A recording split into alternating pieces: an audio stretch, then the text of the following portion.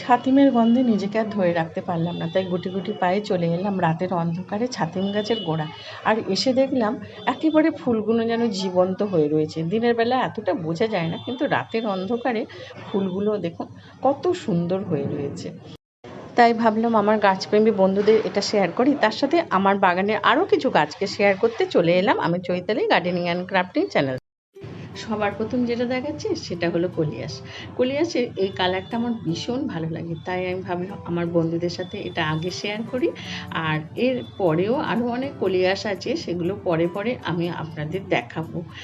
তারপরে আমি আমার বাগানের আর একটা প্রিয় গাছ নিয়ে চলে এলাম, অ্যাগ্লোনিমা।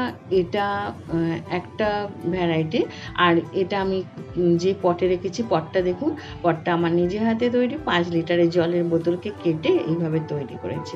এখানে যেটা আছে সিঙ্গোনিয়াম এটার একটা ভ্যারাইটি, খুব ভালো লাগে।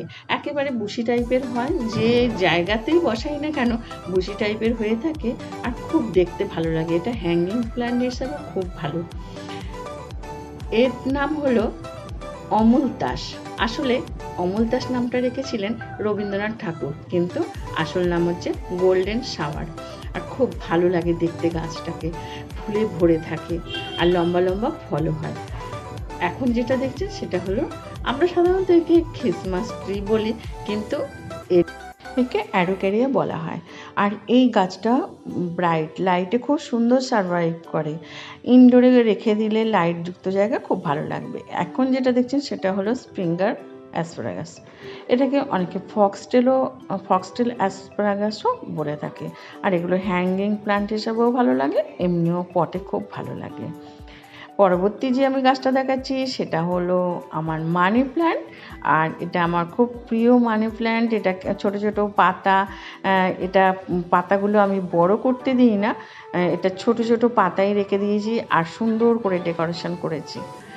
এখন যেটা দেখছেন সেটা হলো ফিলোডেন্ড্রন। এই গাছটা আমার খুব আর একটা প্রিয় গাছ, দেখতেও খুব সুন্দর। এটা আমি নিয়ে এসেছিলাম চেন্নাই থেকে, চেন্নাই স্টেশনের পাশে আমরা যে হোটেলে ছিলাম সেখান থেকে আমি নিয়ে এসেছিলাম। যাই হোক, আর এখানেও আরও কিছু গাছ আছে, কিন্তু তার মধ্যে যে গাছটাকে আপনাদের দেখাচ্ছি সেটা হলো, এটাকে স্যাপলেরা প্লান্ট বলা হয়, আবার এটাকে আমব্রেলা প্লান্টও বলে। দেখতে খুব সুন্দর লাগে। এটা একটা ভ্যারিগেটেড প্লান্ট, আর এটাও ব্রাইট লাইটে খুব সুন্দর লাগে। ইনডোরেও বসাতে পারেন, জানলার ধারে বা বারান্দার যে জায়গায় বেশ একটু আলো পড়ে সেখানে বসাতে পারেন। এখানে যেটা দেখছেন এটা হলো অ্যাগ্লোনিমার আর একটা ভ্যারাইটি দেখিয়েছি, এটা আর এক ভ্যারাইটি। এগুলো বেশ বুশি টাইপের হয়ে থাকে, আর এর মাঝে মাঝে একটা করে শীষ বেরোয়, শীষের ফুল ফোটে। এটা হলো ক্যাকটাস। এটা কিন্তু কোনো ইনডোর প্ল্যান্ট না, পুরোপুরি আউটডোর প্ল্যান্ট। আর আপনারা তো জানেন ক্যাকটাস, যে ধরনের ক্যাকটাস গাছ মাত্রই রোদ খুব পছন্দ করে, তাই এটাকে আমি দেখালাম। এখন যেটা দেখছেন সেটা আমি সুন্দরবন থেকে নিয়ে এসেছিলাম। এর নাম কিন্তু আমি খুব একটা জানি না, তবে আমি গুগল সার্চ করে যেটা বার করেছি, হোলি প্ল্যান্ট নামে খ্যাত। জানি না এর আসল নাম কিনা, আপনারা যদি কেউ জেনে থাকেন আমাকে অবশ্যই জানাবেন। এটা হলো আমার খুব প্রিয় আর একটা গাছ, টেবিল কামিনী। এটা এত ভালো লাগে গাছটাকে, দেখুন, দেখলে মনে হয় যেন একটা বড় গাছ বনসাই করে রেখে দিয়েছে, কিন্তু এটা একটা ছোট গাছ।